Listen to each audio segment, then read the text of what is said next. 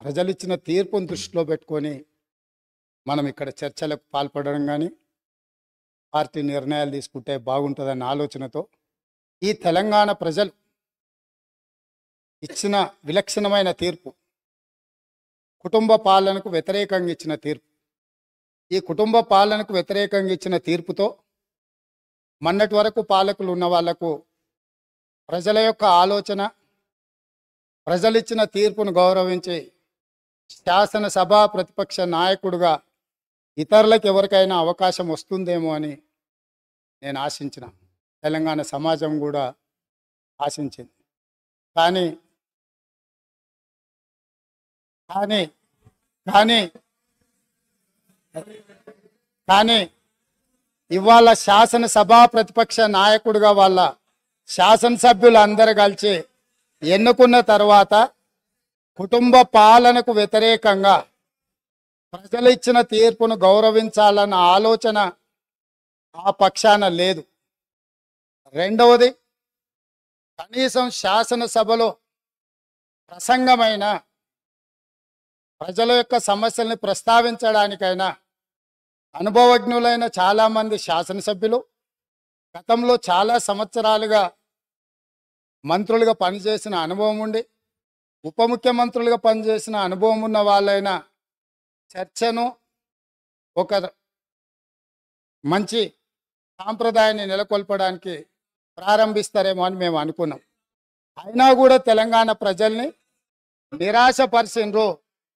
ఇక్కడ కూడా కుటుంబానికి తప్ప అర్హులకు ఎవరికీ అవకాశం లేదు, అర్హులకి ఇక్కడ స్థానమే లేదు అని చెప్పి చర్చను ప్రారంభించడం ద్వారా ఈ పార్టీ కుటుంబ పాలనకి పరిమితం అవుతుంది. ప్రజాస్వామిక విలువలకు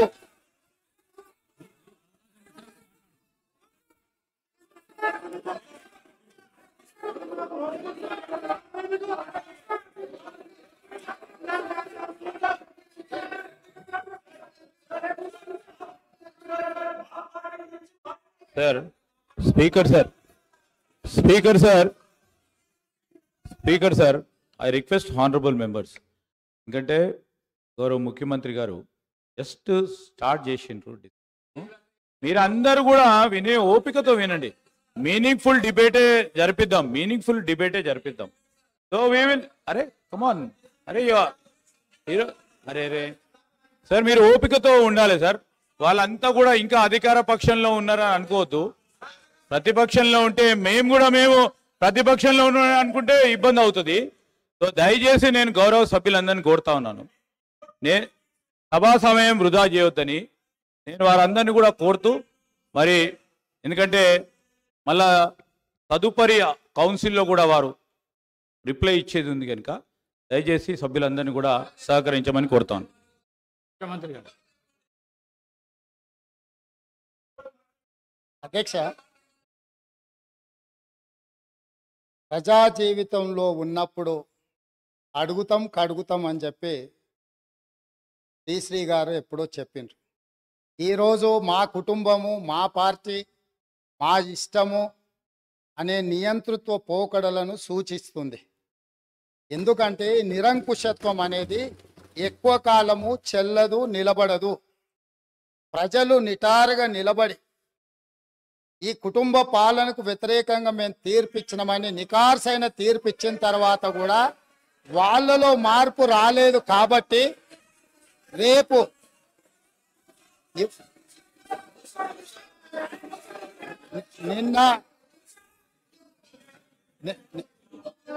నిన్న ఇక్కడున్న వాళ్ళను అక్కడికి పంపినరు. ప్రజా తీర్పును గౌరవించకపోతే అక్కడున్న వాళ్ళను అక్కడికి పంపుతారు బయటికి. కాబట్టి వాళ్ళ ఇష్టము, వాళ్ళు ఇట్లా ఉండకుంటే మంచిదని నేను అనుకుంటున్నాను. మేము ఇట్లనే ఉంటామంటే వాళ్ళని ఎక్కడికి పంపించాలనో ప్రజలకు తెలుసు కాబట్టి నాకేం అభ్యంతరం లేదు. ఇది వాళ్ళ పార్టీ ఇష్టం. అదేవిధంగా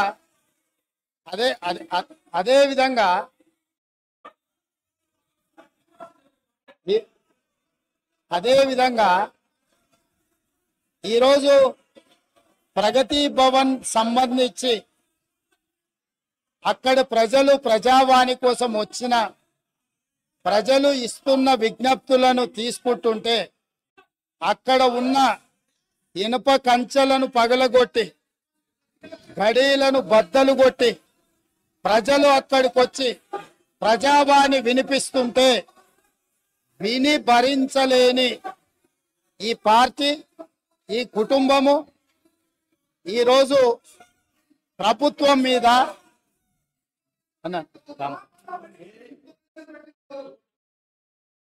ఈరోజు ఈ ప్రజలు ఇచ్చిన తీర్పును గౌరవించే కాంగ్రెస్ పార్టీ ప్రగతి భవన్ గేట్ల ముందు ఉన్న ఇనుప కంచెలను బద్దలు కొట్టి ప్రజలకు ప్రవేశమే లేదు, తెలంగాణ ప్రజల యొక్క చెమట వాసన మేము చూడము, ఇది నిషేధిత ప్రాంతమని నిషేధించిన ఆ ప్రగతి భవన్లో ఎల్బీ స్టేడియంలో మా ప్రభుత్వం ప్రమాణ స్వీకారం చేస్తున్న 1 గంట 4 నిమిషాలకు ఆ గేట్లు బద్దలు కొట్టి తెలంగాణ 4 కోట్ల ప్రజలకు ప్రవేశం కల్పించింది మా పార్టీ మా ప్రభుత్వం.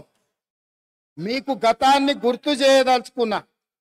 ఆనాడు హోంమంత్రి మహమూద్ అలీ గారు అక్కడికి వెళ్ళి ముఖ్యమంత్రి గారిని కలవడానికి వెళితే ఒక హోంగార్డు మీకు అనుమతి లేదు, మీకు ప్రవేశము లేదు, మిమ్మల్ని లోనికి రానివ్వము అని చెప్పి వారిని అవమానించి ఒక హోంగార్డు హోంమంత్రిని వెనక్కి తిప్పి పంపించిన చరిత్ర పుటలలో నిక్షిప్తమై ఉన్నది.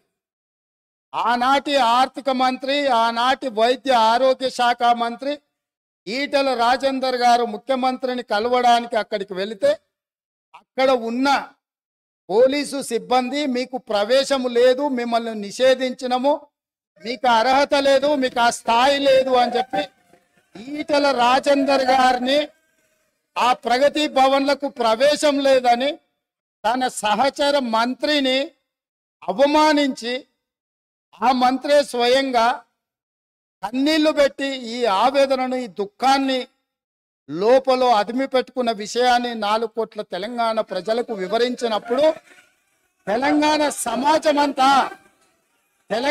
సమాజమంతా దీన్ని గమనించింది. ఇదే కాదు, ప్రజా యుద్ధ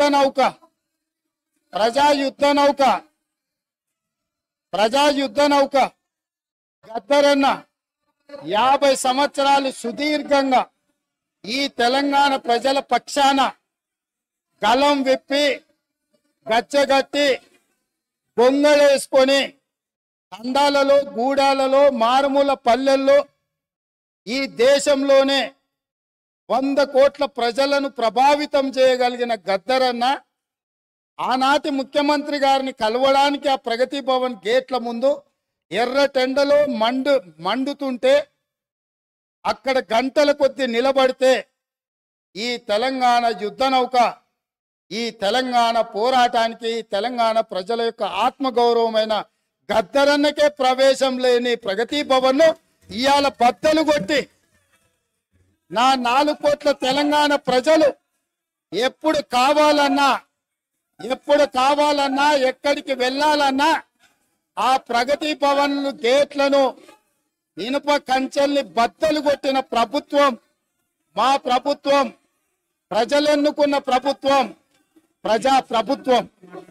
కాబట్టి ఆనాడు ముఖ్యమంత్రిని కలవాలంటే మంత్రులకు ప్రవేశం లేదు, ముఖ్యమంత్రిని కలవాలంటే తెలంగాణను సాధించిన, తెలంగాణ ఉద్యమానికి ఊపిరులూదిన గద్దరన్నకు ప్రవేశం లేదు.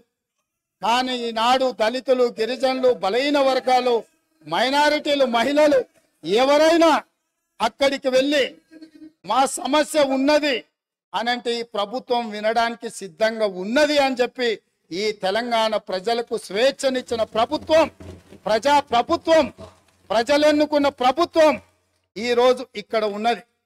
నిజంగానే ఈ ప్రభుత్వం నియంతృత్వ పోకడలతో పోవాలి అనుకుంటే, నిర్బంధాలతో పరిపాలన సాగించాలి అని అనుకున్నుంటే ఇక్కడ అంతసేపు వాళ్ళు ఎవరు మాట్లాడినా సంవయనంతో ఇక్కడ వింటూ కూర్చుండే వాళ్ళం కాదు. ఆనాడు 2014 తెలంగాణ రాష్ట్రంలో తెలంగాణ ప్రభుత్వం ఏర్పడిన తర్వాత జరిగిన చర్చలలో మేమందరం సభ్యులుగా ఇక్కడ నిలబడి సమస్యల మీద మాట్లాడినప్పుడు మార్షల్స్ను పెట్టి గొర్రెలను ఈడ్చినట్టు ఈడ్చి బజార్లో పడేసి ప్రజాస్వామ్యాన్ని కూని ఇక్కడనే చేసిన వాళ్ళు ఇవాళ అక్కడ కూర్చున్నారు. వాళ్ళలాక మేము కాదు. ఇదే కాదు, గవర్నర్ గారి ప్రసంగంలో ఆనాడు ప్రజలకు వాళ్ళు ఇచ్చిన హామీలు ఈ మంత్రివర్గం తీర్మానం ద్వారా గవర్నర్ గారి ప్రసంగంలో పెట్టలేదు అని, పెడితే బాగుంటుందని చర్చించడానికి నిలబడ్డ ఆనాటి నా సహచర శాసనసభ్యులు కోమటిరెడ్డి వెంకటరెడ్డి గారిని, సంపత్ కుమార్ను శాసనసభ సభ్యత్వాన్ని రద్దు చేసి నిరంకుశ నియంతృత్వ పోకడలతోని నిర్ణయాలు తీసుకున్న వాళ్ళు శాసనసభలో గవర్నర్ రంగరాజన్ గారు ఇక్కడ ఉన్నప్పుడు ఆనాటి శాసనసభ్యులు చేసిన గందరగోళంలో 10% కూడా కోమటిరెడ్డి వెంకటరెడ్డి గారు, సంపత్ కుమార్ గారు చెయ్యలే. కూర్చున్న సీట్ల నుంచి లేచి నిలబడి నిరసన తెలిపినందుకు నిరంకుశత్వంగా 2 శాసనసభ సభ్యత్వాలు రద్దు చేసిన చీకటి రోజులు ఇక్కడనే జరిగినాయి. ఈ సంఘటనలు చరిత్ర మర్చిపోదు. ఈ సంఘటన తెలంగాణ శాసనసభ చరిత్రలో శాశ్వతంగా ఉంటుంది. ఆ సంగతిని కూడా నా మిత్రులకు నేను గుర్తు చేయదలుచుకున్నా. అదేవిధంగా